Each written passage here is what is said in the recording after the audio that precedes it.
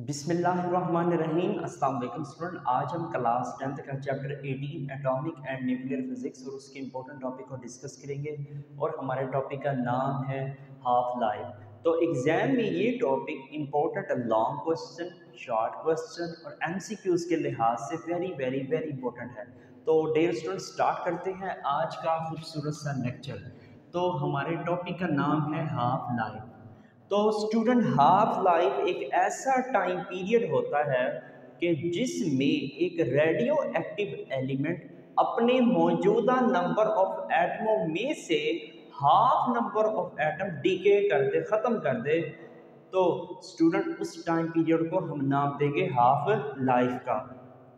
Student, एक बार फिर सुन लें कि हाफ लाइफ एक ऐसा टाइम पीरियड होता है कि जिसमें एक रेडियो एक्टिव एलिमेंट अपने मौजूदा नंबर ऑफ एटमों में से half number of atom decay कर दे या डिसइंटीग्रेट कर दे, ख़त्म कर दे, तो उसे हम नाम देंगे बच्चों हाफ लाइफ का।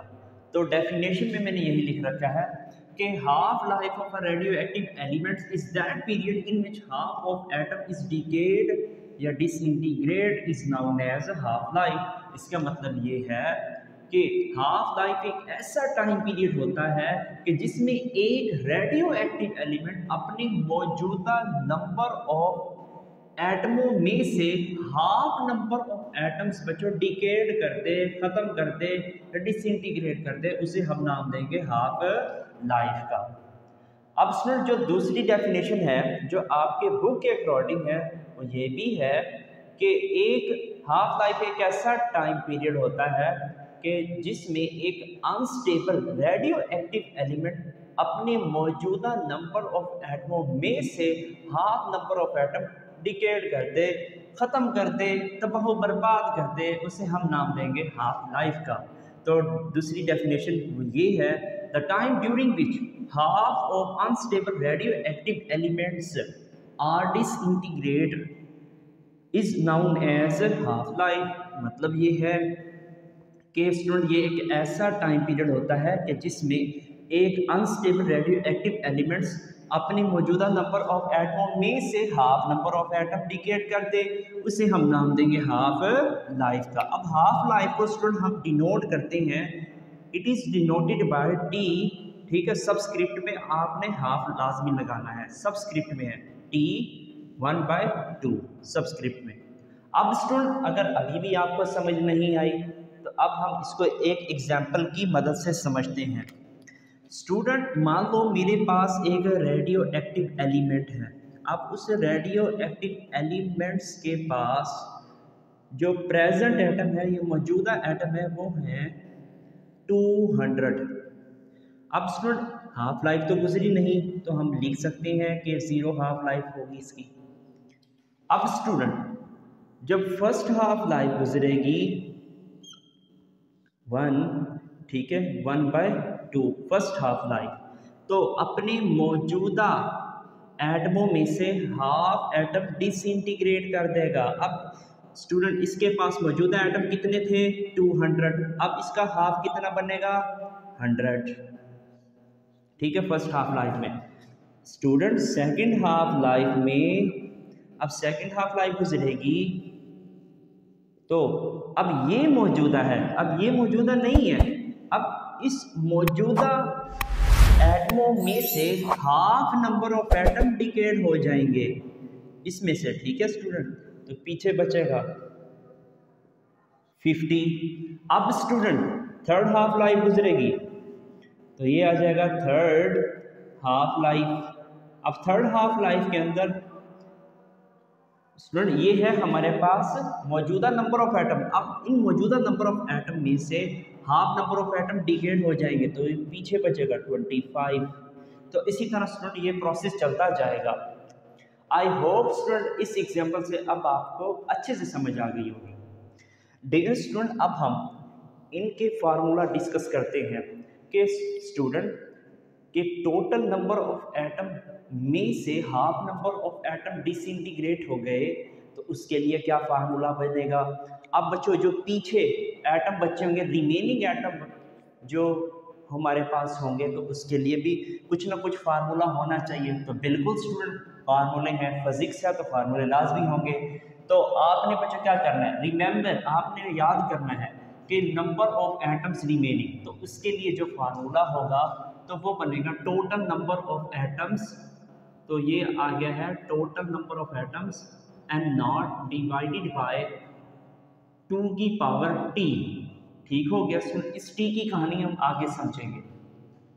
अब student number of atoms decade मतलब एटम्स कितने डिकेड हुए हैं, तो इसके लिए भी बच्चों फार्मूला होगा। बिल्कुल इसके लिए भी फार्मूला आपकी बुक ने दे रखा है, तो वो है एन नॉट, टोटल में से हम माइनस कर देंगे student remaining number of atoms. ठीक है, ये रिमेनिंग नंबर्स ऑफ एटम्स का फार्मूला है ना, टोटल में से हम ये माइनस कर देंगे तो ये हमारे पास फार्मूला बनेगा नंबर्स ऑफ एटम्स डिकेड। अब हम बच्चों इस टी की कहानी को समझते हैं। डियर स्टूडेंट, ये जो टी है ये हाफ लाइफ है। ठीक हो गया, तो इसको समझते हैं थोड़ा सा अच्छे से।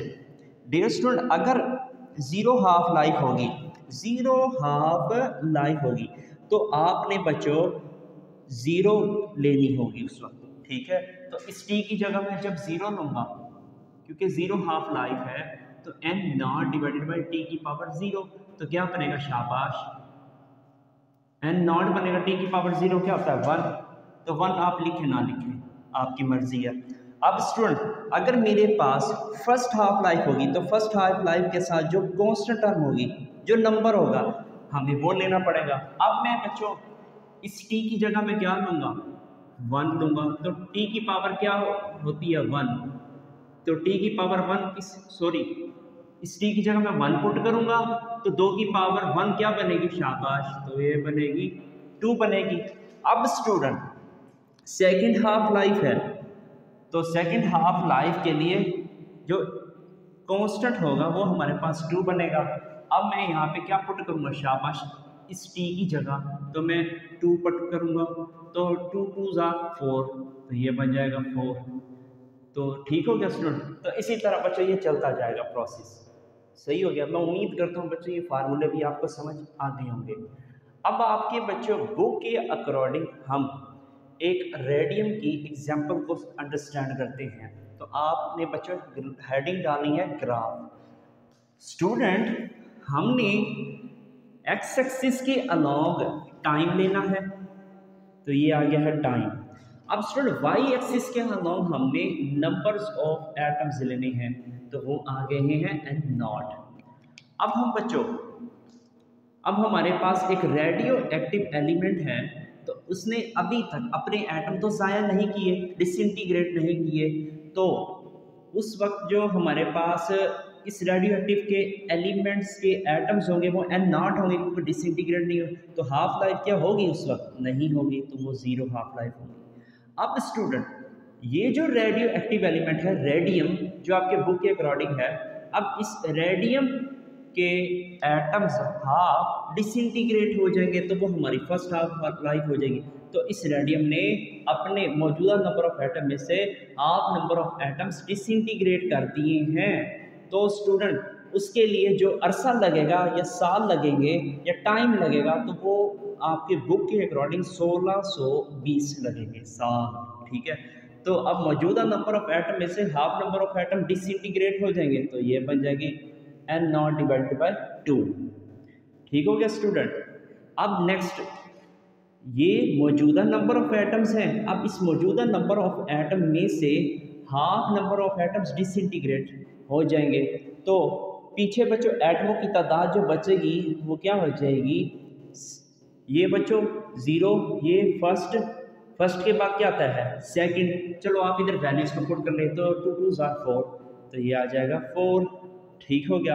अब जो इसके लिए सेकंड हाफ लाइफ जो होगी वो हमारी 3240 साल लगेंगे। सही हो गया स्टूडेंट। अब नेक्स्ट बच्चों हाफ लाइफ होगी, चले सर जी इधर लिख लें आप, ये हमारे पास ज़ीरो हाफ लाइफ बनेगी, ये हमारे पास स्टूडेंट फर्स्ट हाफ लाइफ बनेगी, ये स्टूडेंट हमारे पास सेकंड हाफ लाइफ बनेगी। अब थर्ड हाफ लाइफ को कैलकुलेट करते हैं। तो अब ये मौजूदा है ना, अब इस मौजूदा नंबर ऑफ एटम में से हाफ नंबर ऑफ एटम्स क्या हो जाएंगे, डिसइंटीग्रेट हो जाएंगे। तो उसके लिए बच्चों जो साल लगेंगे वो लगेंगे 32 और 32 बच्चों हो जाएंगे 64 और 40 और 40 हो जाएंगे 80।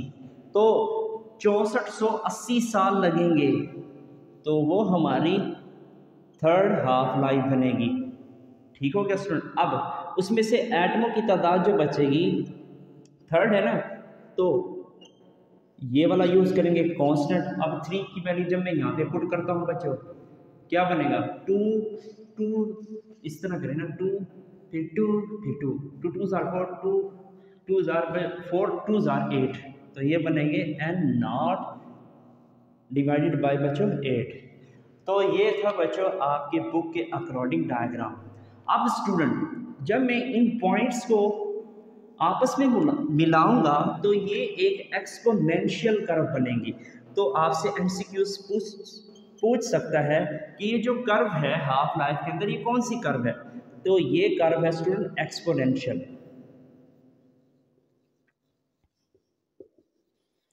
अब स्टूडेंट दूसरा एमसीक्यूज ये बन सकता है, ये जो कर्व्स आई है ये डिक्रीज हो रही है या इंक्रीज हो रही है। तो डियर स्टूडेंट आपने गौर करनी, ये जो कर्व है ये डिक्रीज हो रही है।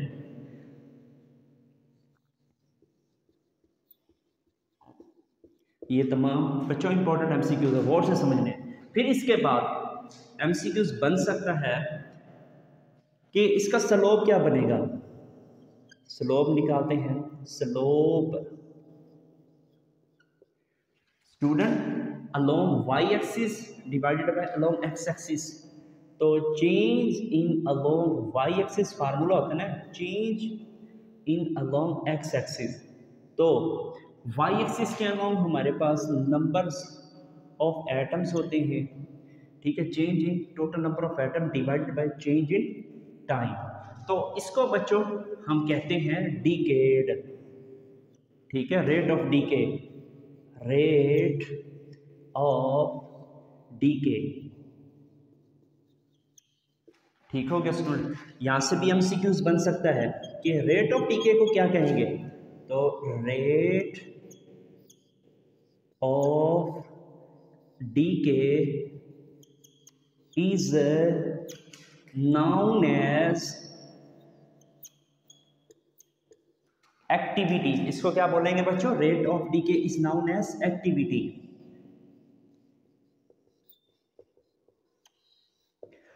एक और इंपॉर्टेंट एमसीक्यूज वो ये बन सकता है स्टूडेंट, अगर बच्चों हमारे पास ये जो कर्व्स है ये एक्सपोनेंशियली डिक्रीज हो रही है, तो हमारी रेट ऑफ डिकेड भी होगी, वो भी डिक्रीज होगी। तो स्टूडेंट एक बात याद रखिएगा, जो हमारी एक्टिविटी होगी इस केस के अंदर, मतलब जब एक्सपोनेंशियली कर्व्स डिक्रीज कर रहा होगा तो उस केस के अंदर जो एक्टिविटी होगी वो माइनस में आएगी या डिक्रीज बनेगी हमारे पास एक्टिविटी। ठीक है, तो ये थे बच्चों इंपॉर्टेंट एमसीक्यूज। अब और इंपॉर्टेंट एमसीक्यूज क्या क्या आ सकते हैं वो देखते हैं। तो स्टूडेंट हाफ लाइफ जो डिपेंड करता है वो जस्ट एक चीज़ पे डिपेंड करता है, तो वो है नेचर ऑफ द आइसोटोप्स। दोबारा सुन लें, ये जो हाफ लाइफ होता है ये जस्ट एक चीज़ पे डिपेंड करता है, वो है नेचर ऑफ आइसोटोप्स। जब बच्चों मैं नेचर ऑफ आइसोटोप्स को चेंज करूँगा तो हाफ लाइफ भी चेंज हो जाएगी, ये आपने ध्यान करना है। तो इसकी जो डिपेंडेंस होती है स्टूडेंट वो होती है नेचर ऑफ आइसोटोप्स। ठीक हो गया स्टूडेंट। अब हाफ लाइफ किस चीज़ पे डिपेंड नहीं करती है, तो वो जस्ट स्टूडेंट दो चीज़ें हैं, एक तो है स्टूडेंट फिजिकल कंडीशन और दूसरी होती है केमिकल कंडीशन। तो अगर मैं इन दोनों को चेंज करता हूं तो हाफ लाइफ पर कोई फर्क नहीं पड़ेगा। ठीक है, तो यहाँ पे मैं लिख देता हूं कि पहली जो मैंने बात बताई है वो है फिजिकल कंडीशन। फिजिकल कंडीशन,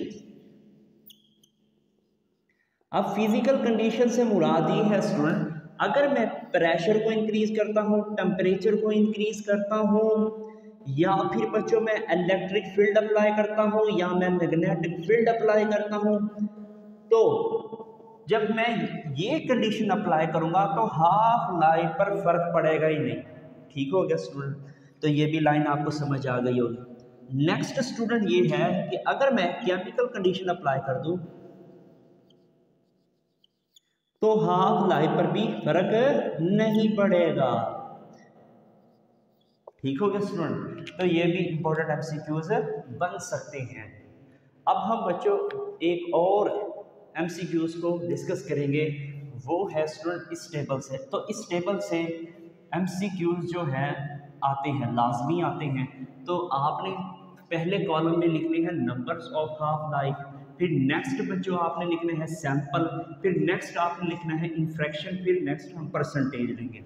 अब सैंपल के कॉलम में हमने रिमेनिंग नंबर ऑफ एटम्स लिखने हैं, फिर बच्चों डिकेड एटम मतलब कितने एटम्स डिकेड, फिर फ्रैक्शन के अंदर हमने रिमेनिंग नंबर ऑफ एटम्स, फिर बच्चों डिकेड एटम, फिर परसेंटेज में हम कैलकुलेट करेंगे numbers remaining number of atoms, फिर परसेंटेज के अंदर।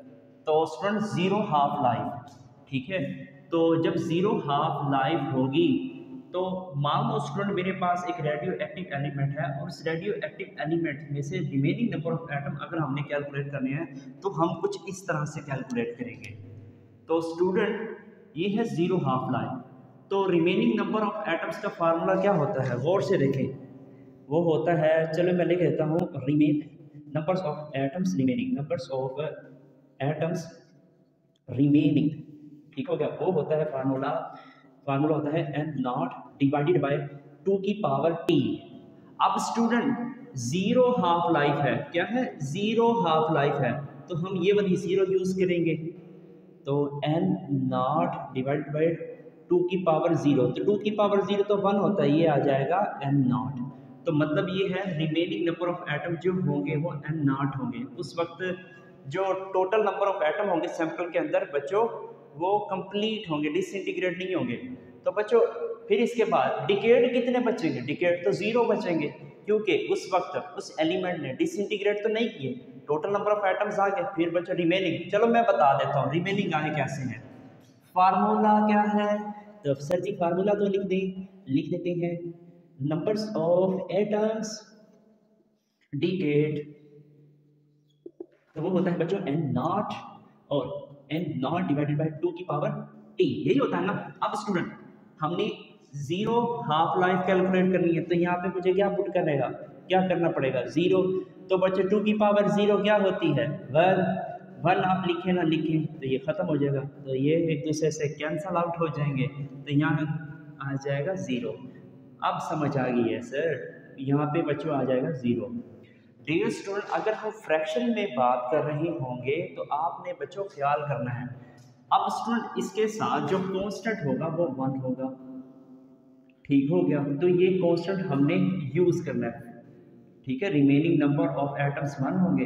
अब स्टूडेंट इसके साथ जो है वो 0 लिखेंगे, क्योंकि उस वक्त नंबर्स ऑफ एटम डिकेड नहीं होंगे, ठीक हो गया। अब स्टूडेंट जब मैं इस 1 को 100 से मल्टीप्लाई करूंगा तो वो 100% आएंगे। अब स्टूडेंट इस 0 को मैं 100 के साथ मल्टीप्लाई करूंगा तो ये 0% आएगा स्टूडेंट। फिर फर्स्ट हाफ लाइफ के अंदर अब इस प्रेजेंट में से half number of atom disintegrate हो जाएंगे, तो उस वक्त जो हमारा फार्मूला बनेगा n नॉट डिवाइडेड बाय 2। कैसे बनेगा, चलो उसको मैं थोड़ा सा बता देता हूँ। तो स्टूडेंट यहाँ पे बच्चों फर्स्ट हाफ लाइफ है, तो इस t की जगह मैं 1 पुट करूँगा, तो 2 की पावर 1 क्या होती है, तो n नॉट डिवाइडेड बाय 2 नहीं आ जाएगा, तो यही मैंने लिख रखा है n नॉट डिवाइडेड बाय 2, ठीक हो गया। अब स्टूडेंट रिमेनिंग, ये तो था रिमेनिंग, अब डिकेड का देखते हैं। तो decade n not divided bye, ठीक है, n नॉट डिवाइडेड बाय 2 की पावर t, तो 2 की पावर t मैंने फाइंड आउट नहीं कर लिया, ठीक हो गया सर जी, यही बनेगा ना। अगर मैं बच्चों 1 पुट करता हूँ तो यही बनेगा, सही है। अब मैं इसमें से माइनस कर देता हूँ, फिर क्या बनेगा, तो ये बन जाएगा n नॉट डिवाइडेड बाय 2। तो स्टूडेंट फिर क्या बनेगा, 2 हम इसका ले लेंगे एलसीएम, तो ये बन जाएगा 2n0 डिवाइडेड बाय 2 से कैंसिल, तो ये बन जाएगा n0। तो 2n0 में से जब मैं n0 माइनस करूँगा तो ये n0 डिवाइडेड बाय 2 बन जाएगा। ठीक है, तो रिमेनिंग तो ये थे और डिकेड बच्चों ये बनेंगे। सही हो गया, रिमेनिंग ये थे और डिकेड भी बच्चों ये बनेंगे n0 डिवाइडेड बाय 2। अब स्टूडेंट फ्रैक्शन के अंदर, अब फ्रैक्शन के अंदर जो स्टूडेंट इसके साथ होंगे ना कांस्टेंट, इसके साथ, तो इसके साथ जो कांस्टेंट है 1/2, तो यहाँ पे 1/2 लिख दूंगा। अब स्टूडेंट इसके साथ कांस्टेंट क्या है, वो है 1/2, तो फ्रैक्शन के अंदर जो डिकेड आएगा तो वो भी 1/2। जब स्टूडेंट मैं इसको 100% के साथ मल्टीप्लाई करूंगा तो वो हमारा 50% आएगा। जब मैं इसको 1/2 को 100% के साथ मल्टीप्लाई करूंगा तो वो 50% बनेगा हमारे पास। अब सेकंड हाफ लाइफ के अंदर आपने खुद कैलकुलेट करना है, इस 2 की वैल्यू बच्चों कहाँ पुट करोगे, ये वाला जो 2 है, अब इस 2 की वैल्यू इस t के अंदर पुट करोगे तो उस वक्त n0 डिवाइडेड बाई 4 बनेगा। अब स्टूडेंट जो रिमेनिंग होंगे, अब रिमेनिंग में से बच्चों n0 डिवाइडेड बाई 4 आप माइनस करोगे तो फिर क्या बनेगा, 3n0 डिवाइडेड बाई 4 बनेगा। अब स्टूडेंट इसके साथ फ्रैक्शन में कैलकुलेट करोगे, इसके साथ कांस्टेंट टर्म क्या है 1/4, तो 1/4। अब इसके साथ कांस्टेंट टर्म क्या 3/4, तो 3/4 लिख दिया। अब स्टूडेंट आगे आपने क्या करना है, अब रिमेनिंग में 1/4 अगर आप परसेंटेज कैलकुलेट करोगे कि 1/4 को आप मल्टीप्लाई करोगे 100 के साथ, ठीक हो गया। जब 100 के साथ आप मल्टीप्लाई करोगे तो वो बनेगा 25%, और 3/4 को जब आप 100 के साथ मल्टीप्लाई करोगे तो वो बनेगा स्टूडेंट 75%। डियर स्टूडेंट ये जो कॉलम है ना, ये वाला जो कॉलम है ये आपने खुद कैलकुलेट करना है, फिर कमेंट सेक्शन में मुझे बताना है। तो student very very important MCQs जो आपके बुक की साइड इंफॉर्मेशन के हैं ये मैंने पढ़ा रखा है। तो मैं एक बार फिर रिवीजन कर देता हूँ स्टूडेंट कि जब एक अनस्टेबल पेरेंट न्यूक्लियाई जब वो स्टेबल डॉटर न्यूक्लियाई में चेंज होता है तो हमारे पास 3 टाइप्स की रेडिएशंस को वो इमिट करेगा। ठीक हो गया, एक स्टूडेंट अल्फा रेज इमिट करेगा या अल्फा रेडिएशंस को इमिट करेगा, दूसरी स्टूडेंट बीटा रेज को इमिट करेगा, बीटा पार्टिकल्स को इमिट करेगा, ठीक है, बीटा रेडिएशंस को इमिट करेगा, और थर्ड स्टूडेंट होता है गैमा रेज या गैमा रेडिएशंस को इमिट करेगा या गैमा पार्टिकल्स को इमिट करेगा। अब लास्ट लेक्चर में मैंने आपको पढ़ाया था पेनिट्रिएटिंग पावर।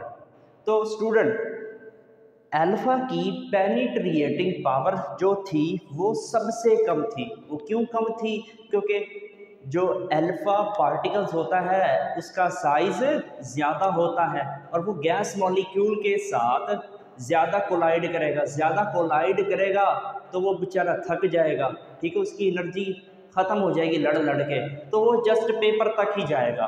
ठीक है ना, याद है ना, पेपर के बाद बच्चों आगे पड़ा हुआ था आई थिंक एल्यूमिनियम की शीट, फिर उससे आगे मैंने प्लेस कर रखी थी लेड की शीट। ठीक है स्टूडेंट, फिर बीटा जो था, बीटा अल्फा से कम साइज का था, वो जस्ट कहाँ तक पहुँचा था, एल्यूमिनियम की शीट तक पहुँचा था। ठीक हो गया स्टूडेंट। फिर जो गैमा था, गैमा भाई साहब का जो साइज था ना वो इन दोनों से तो कम था, तो वो तो बच्चों लड़ते लड़ते लड़ते लड़ते गैस मॉलिक्यूल के साथ, क्योंकि उसका जो साइज था वो छोटा था, वो तो लड़ते लड़ते स्टूडेंट कहाँ तक पहुँच गया था, वो तो पहुँच गया था लेड की शीट तक। तो स्टूडेंट उस वक्त जो गैमा की पेनिट्रिएटिंग पावर थी वो सबसे हाईएस्ट थी। ठीक है, लीस्ट पेनिट्रिएटिंग पावर अल्फा की होती है, मिडल पेनिट्रिएटिंग पावर बीटा की होती है प्यारे बच्चों। अब स्टूडेंट गैमा की जो पेनिट्रेटिंग पावर होती है वो हाईएस्ट होती है। ये मैंने तीनों बातें अच्छे से पढ़ाई थी। अगर बच्चे जो नए बच्चे आए हैं तो उनका फ़ायदा हो गया है। स्टूडेंट नेक्स्ट स्टूडेंट, ये जो अल्फा रेज होती हैं ये तो हीलियम का न्यूक्लियाई होती है, हमने पढ़ा था न्यूक्लियर ट्रांसम्यूटेशन के अंदर। तो स्टूडेंट हीलियम के पास 2 पॉजिटिव चार्ज होते हैं और स्टूडेंट बीटा के पास सिर्फ सिंगल नेगेटिव चार्ज होते हैं। अब गैमा रेस के पास स्टूडेंट कोई चार्ज नहीं होता है, ठीक है, नो चार्ज। एमसीक्यूज बन सकते हैं। स्टूडेंट न्यूक्लियर ट्रांसम्यूटेशन के अंदर क्या किया था हमने, न्यूक्लियर ट्रांसम्यूटेशन के अंदर हमने ये किया था कि अनस्टेबल पेरेंट न्यूक्लियाई को जब मैं न्यूक्लियाई में चेंज करूंगा तो उसके एटॉमिक मास में मुझे 4 ऐड करना पड़ा था। अब उसके एटॉमिक नंबर में मुझे बच्चों 2 ऐड करना पड़ा था, ठीक है। और उसमें नंबर ऑफ न्यूट्रॉन हमने कैलकुलेट किए थे, तो उसका फार्मूला था n is equal to a to z। याद होगा आपको, n is equal to a to z। n is equal to total number of neutron का जो फार्मूला होता है वो n is equal to a minus z। ठीक हो गया। अब a हमारे पास बच्चों 4 है और z हमारे पास 2 है, तो 4 माइनस 2 क्या बन जाएगा, प्लस का 2। स्टूडेंट अब बीटा के लिए क्या कंडीशन थी न्यूक्लियर ट्रांसमिटेशन के अंदर, पेरेंट अनस्टेबल न्यूक्लियाई जब डॉटर स्टेबल न्यूक्लियाई में चेंज होगा तो उसके एटॉमिक मास में हमने कोई चेंज नहीं किया था, तो इसका मतलब है 0 आ जाएगा।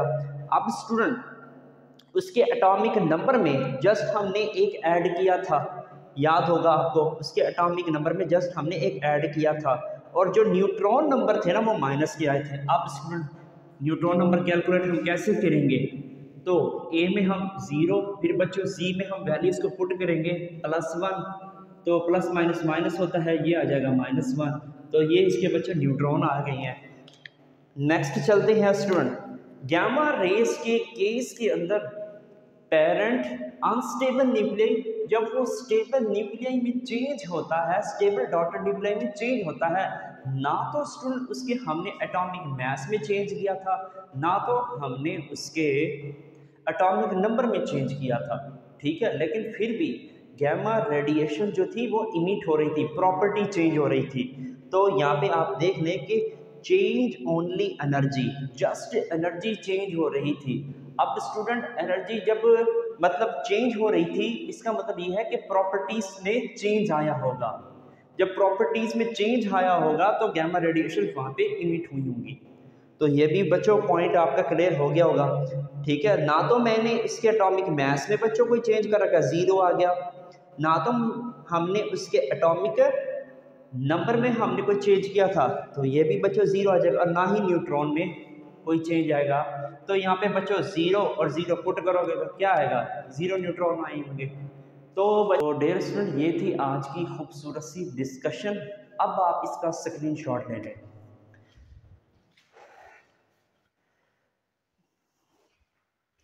स्टूडेंट आई होप आज आपको लेक्चर समझ आ गया होगा। अगर आप मेरे चैनल पर नए आए हैं तो लाजमी सब्सक्राइब करें, दोस्तों के साथ लाजमी लिंक को शेयर किया करें। तो मिलते हैं एक और नए चौंका देने वाले लेक्चर में, तब तक के लिए टिल देन अल्लाह हाफिज़।